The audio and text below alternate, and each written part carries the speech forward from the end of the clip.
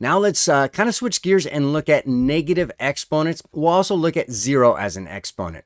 But first, we want to look at a quick example to help your brain kind of connect the dots.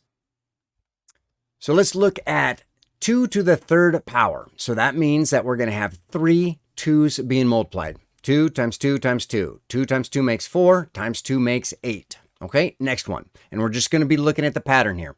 2 squared. Well, that's going to be 2 2's being multiplied. 2 times 2, we already know that one. That one's 4. 2 to the first power. That means you have 1 2. Well, that just makes 2.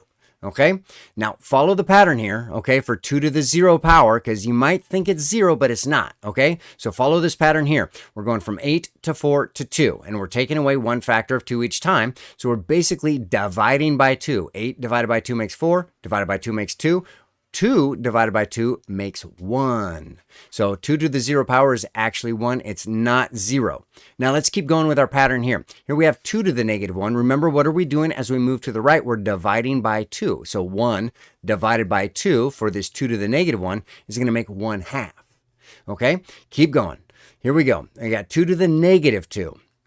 Okay, that's going to be 1 over 4 because we're taking the 1/2 divided by 2 makes 1 over 4. Okay, now check this out. This 4 here, remember that's 2 2's being multiplied. Well, we did 2 2's being multiplied over here, but look, that was just a regular 4, but when it's a negative 2 exponent, it's in the denominator as a 4.